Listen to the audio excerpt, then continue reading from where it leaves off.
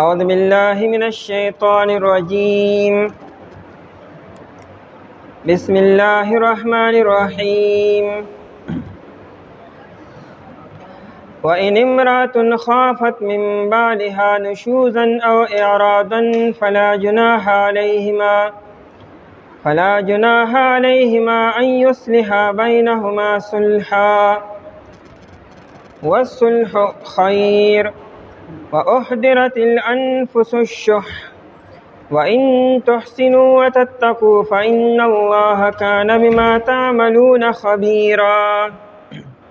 وإن امرأة أو کچری او خزا خافت یریگی من بعلها د خاوند خپلنا نشوزا د زیاتی کولو او اعراضا یا د مخ اړولو فلا جناح علیهما پس نشته دی څه ګناه په دې دواړو باندې ان یصلحا په دې خبره کې چې دواړه صلح وکړي بینهما په خپل منځ کې صلحا یو قسم صلح کول والصلح خیر او صلح کول ډیر بهتر دی. واحضرت الانفس او حاضر کړی شوي دي نفسونه الشح بخل او حرستا وان تحسنوا او کچره تاسو احسان وکئ وتتقوا او ځان بچ کې د ظلم نه فإن الله پس بشک الله تعالی چې دی کان دی بما تعملون په هغه څه چې تاسو یې کوئ خبیرا خبردار. په آیت مبارکه کې د غریلو مسائلو او د میاں بیوی منځ کې د اختلافات او د جنگ جګړې د حل بیان دی. دوه انسانان چې یو ځای کېږي خامخا د منځ کې په رای کې اختلاف راشي، په مزاج کې اختلاف وي، په خبرو کې اختلاف پیدا شي، نو خبره جنگ جګړې ته ورسیږي، نفرت پیدا شي، بغض پیدا شي. دا انسان طبیعت او مزاج او فطرت دی. د جنگ جګړې حل کولو طریقه به څه وي نو هغه په دې آیت مبارکه کې بیاني.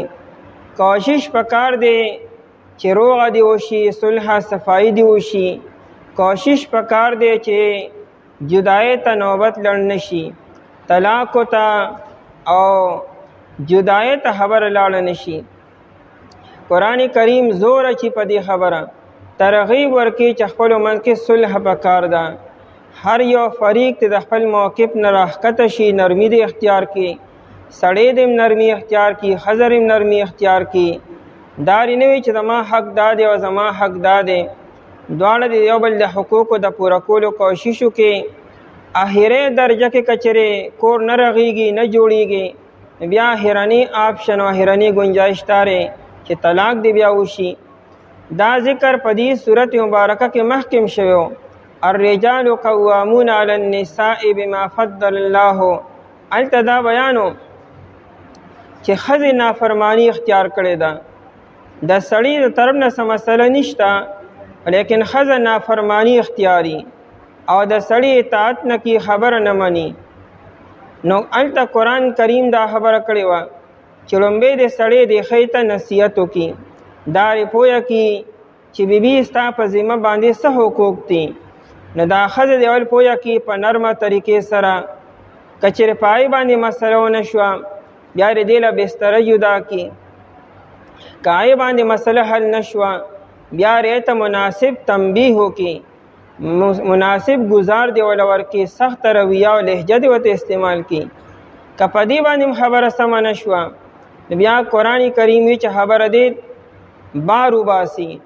د سړي را طرف نه یو د خاندان یو سنجیده هوښیار انسان او د ښځې را طرف نه یو سنجیده هوښیار انسان هغې خپلو ته کیني او د دواړو موقف او دواړو رای دې اوري چې اصل مسله سره غلطي د چا ده. آیا د سړي غلطي ده او که نه د ښځې غلطي ده. چې کله هغې په خبره ورسېده چې غلطي د چا ده یا منځ کې هسې بدګمانۍ پیدا شوي دي، بدفهمۍ پیدا شوي دي، څه مسله نشته، نو دواړو ته مناسب تنبیه وکړي او کور دې روغ کړي. او که فرض که بیا هم نه کېږي نو بس هرې خبر بیا د طلاق او د جدایۍ ده. دلته آیت کې دا بیان دی چې د ښځې د طرف نه څه قصور او څه کوتاهي نشته، خو سړی چېرې نه هغه ښځې طرف ته توجه نه کړي او ټیم ول نه ورکړي، د حقوق نه پوره کړي، هغې له وخت نه ورکړي، هغې ته د بیبي په حیثیت باندې نه ګوري او بیبي سره دا یره ده چې کیدای شي دا سړی ما جدا کړي او ما له طلاق راکړي. نو ښځې له پکار دا دي چې دا سړی په څه طریقې سره خوشحاله کړي او راضي دي کړي. د هغې یو صورت دا دی چې دا ښځه خپل مطالبات پریزي، که مخکې دې څه مطالبات کول چې ماله به داسې قسمه جامې اخلي، داسې قسمه کور به رالالې، داسې قسمه خوراکونه ماله راکړي، دغه مطالبات دي بس پریزي او سړي ته وایي چې بس تا پړې او زما غاړه ده چې ته څه راکړې به خورمه، چې ته څه روړیا به اغوندمه، چې ته مې کم ځای کې پاتې کړې هلته به اوسېږمه، زما ډو څه نه چاهت شته، نه مې مرضي شته، نه مې خواهشات شته او نه مې ستا نه څه ډیمانډ شته. بس چې ته څنګه وایه شان به وخت تا سره تېرومه، چې ته وایې ها نو زه به یم ها، چې ته وایې نه نو زه به یم نه، چې ته وایې ورځ ده زه به یم ورځ ده، او چې ته وایې شپه ده زه به یم شپه ده. زه به دا نه ګورم چې نه خلک څه وایي او بار څه دي، بس ستا په چاهت او ستا په منشا او ستا په مرضۍ به وخت تېرومه. نو سړي کې به خامخا څه نه څه سړیتوب به خامخا وي چې هغه وګوري چې یو ښځه دومره تابعدار او دومره فرمانبرداره شوه چې هغه زما خبرې ته خبره وایي او خپله خبره او خپل چاهت څه نه وي، نه به خامخا بیا دې توجه به مو کړي، ای به چېرې داسې نیک عمل او صالحه بیبي تابعداره فرمانبرداره نیکه بیبي به کوم ځای میلو شي، د خامخا د سړي وایي طرف ته میلان پیدا شي.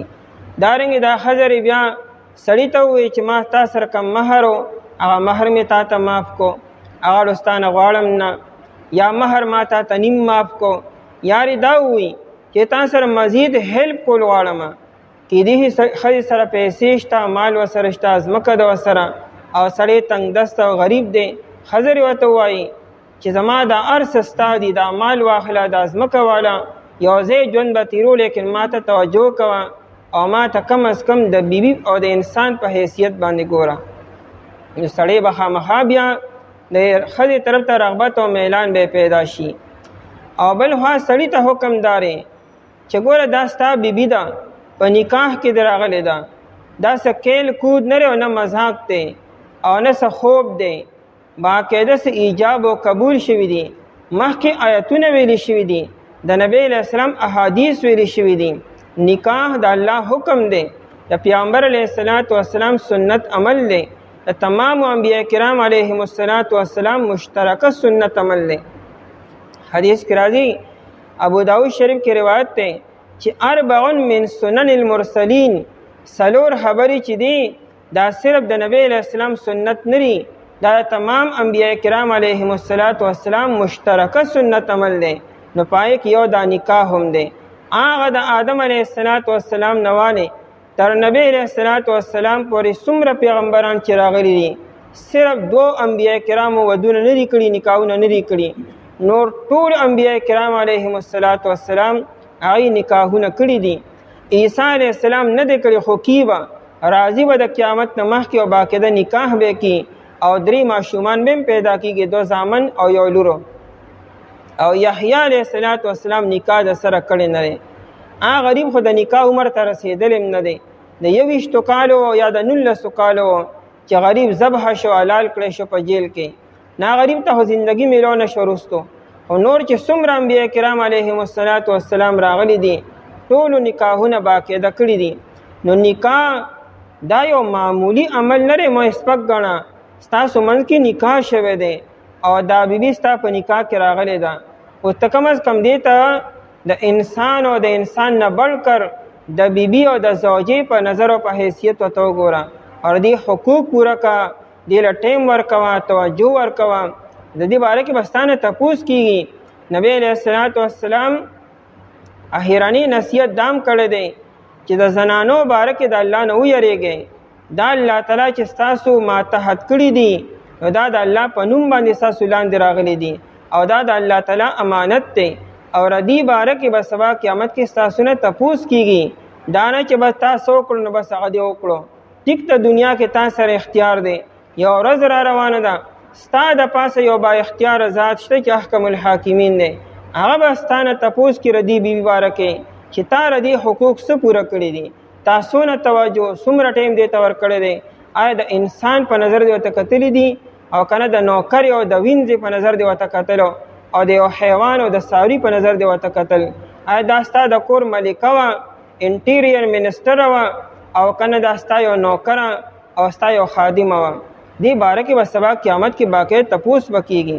نو قرآن وی دې سر احسان وکړئ او د ظلم او د زیاتي نه ځان بچ کړئ، الله به دله ښکلې بدلې درکړي.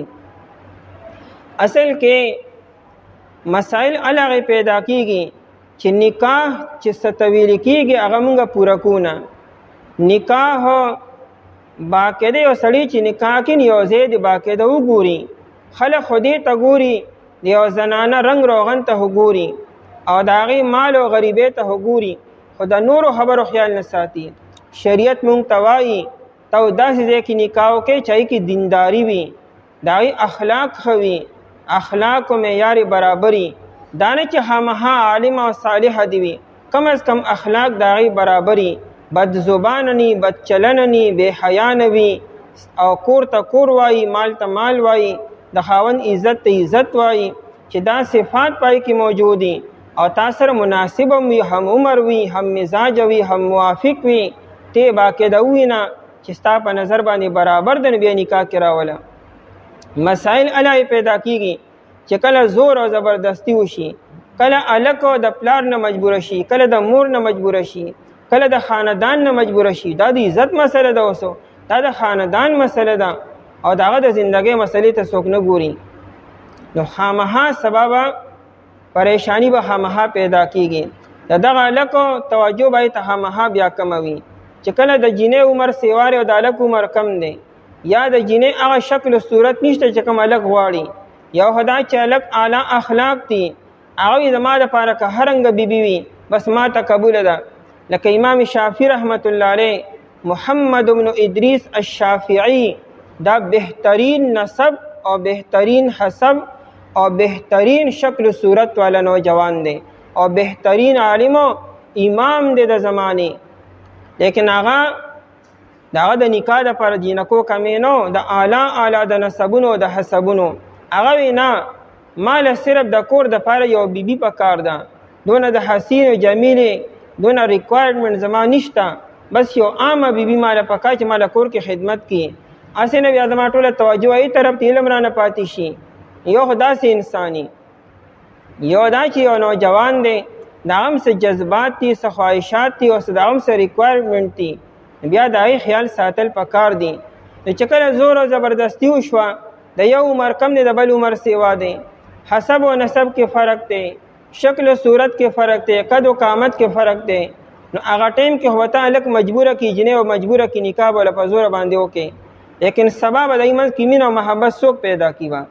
نو چې کله د ایمن کې مینه او محبت نشته، نو په نس خبره به همها جنگ جګړه وي، د سړی خبره به په ښځې باندې بده لګي، د ښځې خبره په سړي باندې بده لګي، ځکه لونو کې جوړښت نشته، مینه او محبت نشته. د انسان چې کله بل انسان سره مینه او محبت د هغه غلطه خبره ورته باندې ښه لګي، او کله چې د انسان د بل انسان په اړه کې یو بل سره قدر ني، مینه او محبت ني او منزله د اجنبي وي، نو بیا خو د هغې سمې خبرې ته هم بیا بده وایي، نو خامخا خبره به بیا جنگ جګړې ته جدایۍ ته به ځي او تر دې چې طلاقو ته به خبره ځي. نو آیت کې ترغیب دی چې کم از کم کچرې اختلاف پیدا شو، جنگ جګړه پیدا شوه، بیا د کور د سمولو کوشش پکار دی، خو دا نورې خبرې هم پوره کول پکار دي. نبی علیہ الصلوۃ والسلام عبدالرحمن ابن عوف رضی الله تعالی عنہ لیدو، داغه په جامو باندې زیړ رنګ وی، لکه خیر شه دا رنګ د څه دی، ویسه نکاح دې کړی وي او جي وي کوم ځای کې په انصارو کې، نو ورته وی تا به کم از کم لیدلی و یو نظر وي، ځکه د انصارو په سترګو کې زیړوالی دی، د دې جنکو سترګې زیړې دي، داسې نه بیا وایي چې دا سترګې خو داسې دي، نو ما خو اوس نه ده خوښه، نو مخکې به دې لیدلې وه چې بیا وروستو خوښه او ناخوښه نه کوې. نو د لیدلو مراد نه چې په خپل یې ووینه، د خپل کور یو سنجیده او هوښیار او سمجداره بیبي ولېږه، به یې وویني، خپله مور دې ولېږه، خپله خور دې ولېږه، هغه به یې وویني، به تا ته بیان وکړي چې سترګې داسې دي، یا کم از کم د هغې د رورو، د هغې د پلارو، د هغې د خاندان سترګو ته وګوره، تا ته به اندازې سترګې داسې دي. نبی علیہ السلام دومره پوری بیان کړی دی.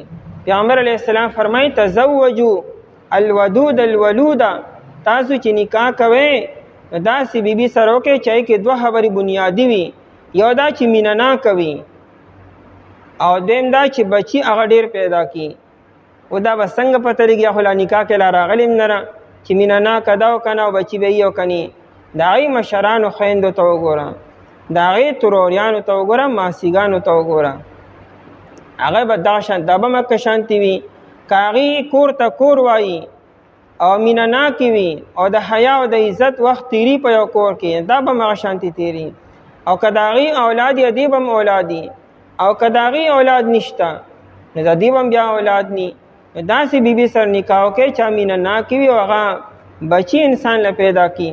ځکه د نفرت یو سبب دا وي چې بیبي نیک او صالحه ده او حسین او جمیله ده، هر څه باندې برابر ده، لیکن د هغې اولاد نشته، نو دا هم د نفرت یو سبب وګرځي. نو په دې وجه به سبا ستا جدایي به راځي. نو مخکې نه حدیث کې نبی علیه السلام ووایي چې مخکې نه معلومات وکړئ چې سبا وروسته بیا مسایل نه پیدا کېږي. وإن امرأة، آیت مبارکه په یو خاص واقع باره کې نازل شو. سوده رضی الله تعالی عنها د نبی علیہ السلام بیبی ده. دې ته دا اعزاز حاصل دی چې د نبی علیہ السلام دویم نمبر بیبی سوده رضی الله تعالی عنها ده.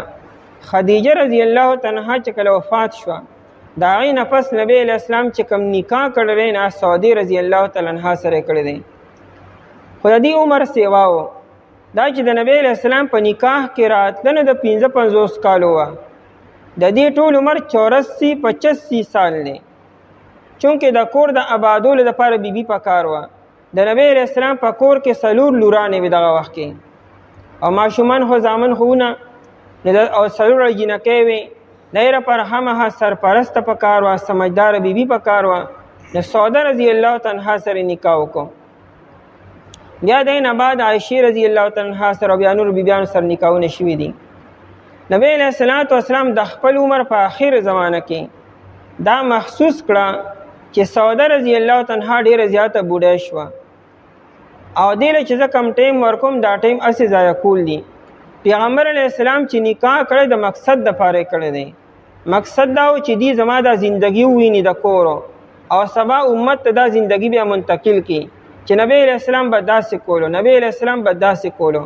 ځکه د نبی علیہ السلام نیمه زندگی کور کې تېرېده او نیمه زندگی بارو خو صحابو ورته کتلو، لیکن د کور زندگی سره نو عامې زنانه خو د نبی علیہ السلام د کور زندگی نشي لیدی، خو د خپلې بیبیانې به ویني. نبی علیہ السلام په دې مقصد باندې دا 11 نکاحونه کړي دي. نبی علیہ السلام پوه شو چې سوده رضی الله عنها یو عمر ډیر دی، یو دی کې د حافظه مضبوطه نه را سبق ورته نه یادېږي، دماغه اقوال به یاد نه کړی شي. نو اراده وکړه چې دا به جدا کم د ځانه، او دې هسې وخت تېر کو لوی اعزاز او شرف ورته حاصل شو. ځکه د پیغمبر په نکاح کې یو ورځ تېرول هم لویه خبره ده. نو نبی علیہ السلام اراده وکړه چې دا جدا کمه.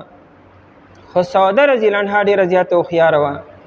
چې پوه شوه چې د نبی علیہ السلام توجه زمانه بدله شوه، نو هغې فورا نبی علیہ السلام ته وویل چې جی زه ستاسو په نکاح کې اوسېدل غواړم او سبا قیامت کې ستاسو په نکاح کې پاسېدل غواړم چې د امهات المؤمنین دا لقب دا ما سره لګېدلی وي.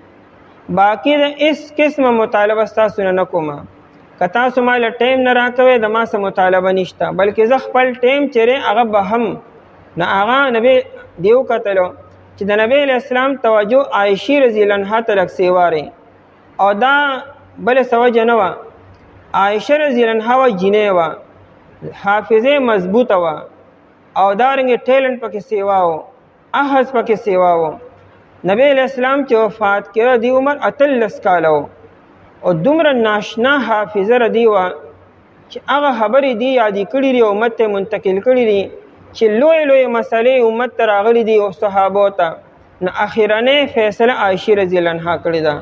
موقع دې وخت کې نشته، کني دومره مسائل دي چې اهم مسایلو صحابو کې به اختلاف راغی چې فیصله څه وکړو.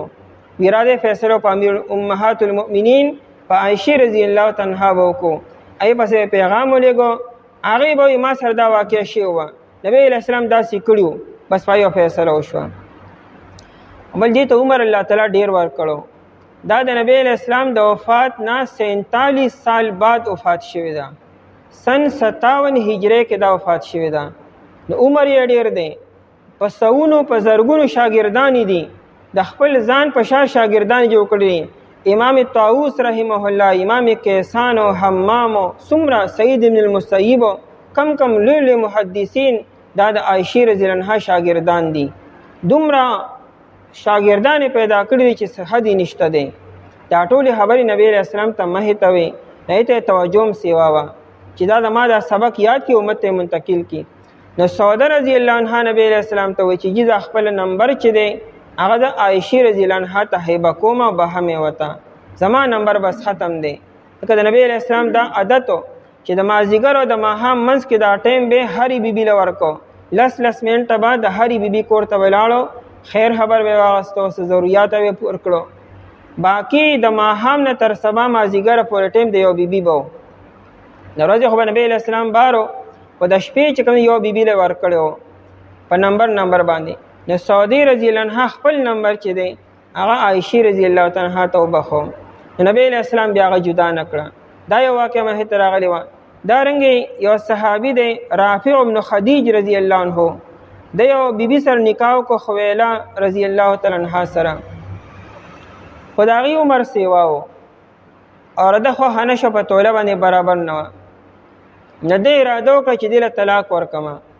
دا بیبي پوه شوه چې دا سړی ما جدا کیږي خو هنه ما نه په خپل دته وی رافع بن خدیج رضی الله تعالی عنہ ته چې طلاق د انوم روان دي کم از کم مقدا بس تاسو سره ستا په نکاح کې وخت رول وړم. او خيار او سمجدار بیبي هغه ده چې دا د طلاق نوم وانلی، چې دا په خپل کم از کم مطالبه ونه کی چې خیر دې په دې کور کې به ژوندۍ تیروم، خو چې طلاق او د انوم را باندې ونه لګي. دا هو ډیر د مجبورې په حالت کې بیا پکار دی، ورنه عام حالاتو کې دا کم از کم نری پکارو. نو دی وته وی چې کم از کم ما جدا کوم چې ته سوای ابا کومه د ما مطالبات نشته، اسم نه غواړم ستانه. بیا دی دا شان رو او کړ خپلو کې وسیدلو. الله تعالی آیت مبارک نازل کو. وین امرأتن او یو خزا خافت یریږي من بالها د خپل هاوند، د خپل هاوند یره کې یره مخصوصي. او خيار او سمجدار بیبي چې دا هغه د خپل هاوند په حرکاتو باندې پوهیږي، دانه چا په خله باندې وایي. بعد خو ساده ګل نه چې کوم خيار او سمجدار وي، نه هغه بیا د خپل هاوند په حرکاتو سکناتو باندې پوهیږي چې رسړي ارادي بدلی دي. دانه چا په خله باندې سو یو غوسو کې او کنزلی وکي. نو ان امراتن خافت یو خزه چې دا یریږي، یعنی یره مخصوصی من بالها د خپل هاوند. نو د سیره نشوز دو معنی راځي. یو معنی ظلم او زیاتی کولو او بل معنی نافرمانی کولو. کله چې نشوز د خزې د پر راشي نو معنی نافرمانی شي، او کله چې د نشوز د سړی د پر راشي نو معنی ظلم او زیاتی شي. دلته کې د سړی د پاره یو خزه د خپل هاوند مخصوصی چې دی ما سره ظلم او زیاتی کی، زما حقوق نه پورا کی، مال ټیم نه راکی، زمانه لری اوسېږي، په بانو بارزي او کور ته ناراضي، دا نشوز دی. او اعراضن یا د مخ اړولو. اعراض دار چې توجه نه کی، کور ته راضي سودا سلب خروړي لیکن توجه نه راکی، ماته زما د خبرې جواب مال نه راکی، او کراکی پړه ماتي باندې راکی. هر ټیم تندې تریو کړی دی، خنده په خوله کې نشته، مخ یې چې کوم روحانه ني هر ټیم کې. او بل څه خبره شته نه، یو خدای چې په انسان باندې پریشانی خزان له خبري، لیکن عام حالاتو کې د سړی رویه بدله شوې ده. او دا به خدای څنګه مخصوصي چې شورو کې خپل خصمو خپل به کوړه سم تراتو، اخر سچلو شو چې رویه بدله کړې ده. ایو جنیوا لوی شاعرم د ډېر لوی مشهور په عربو کې، هغه یو سړی ته واده شي او هغه بیا وفات شو، دا کشرور ته واده شو. هغه مشرور چې هغه ډېر زیات هنس مزاج او خاندل بیا ټیم کې او روحانه تندیوالو، او دا دیم خو هر ټیم په کم په یو هر ټیم په 12 باندې بریتونه به ویني سسیدې با تندې به تریو کړو. د یو د دې جینۍ وی اخوک اخو مکاشرة وضحک فحیاک الاله فکیف انت. بیا غرور خو به چې کور ته راغی نو په دروازه کې په ډکه خوله خندا به یې کوله. دا په تا لا څه چل شوی، ته کوم ځای نه پیدا یې، تا خو نه چېرته خندا وکړه نه د غاښونه ښکاره کړو، خو هر ټایم بس خوري مونږ نو ته هم دا غرور یې، نو تا کې دا خبره ولې نشته. اوس یوه ښځه را هغه د خپل خاوند رویه محسوسي چېرې توجه نشته، بې التفاتي کې ماته، نو دې له څه پکار دي؟ فلا جناح علیهما، دا ردانه کې چې ډانګ تلاس کی او مل خبر کی. دا سمجھدار بیبیدار چې دا داسې طریقه اختیار کی چې سړی په لاس کې والی، مطالبات پریزي او د سړی مزاج معلوم کی چې د سړی مزاج څه دی، هغه څه دغه د مزاج مطابق خبرې وکړي. فلا جناح علیهما، هغه بیبیانې دې وخت کې کم دي.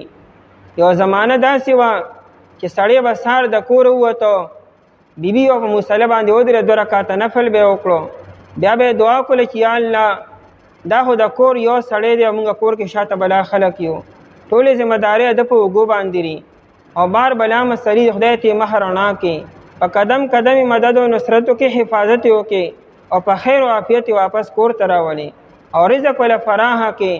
دا دعاګانې او بیبیانو کولې او هغه په کلار او په سکون شو چې سړی به کور ته راغی او راتلو سره دا تپوی مې ته کوم ځای ګرځېدې، د کور غم د څه نشته، وړو غم دا خبرې به نه وي.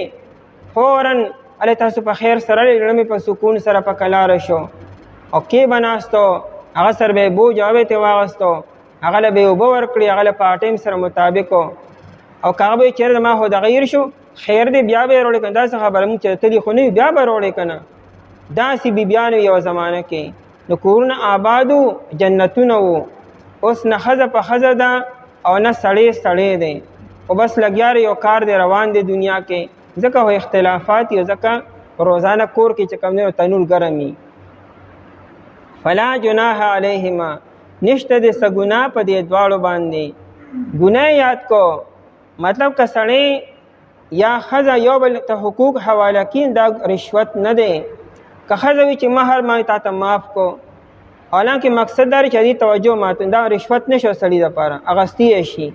که ښځه وي چې مال هیڅ نفقه مه راکوه، خرچه مال مه راکوه، پاکټ منی مال مه راکوه، نو دا څه رشوت نه دی، د سړي دپاره دا اغستل صحیح دي.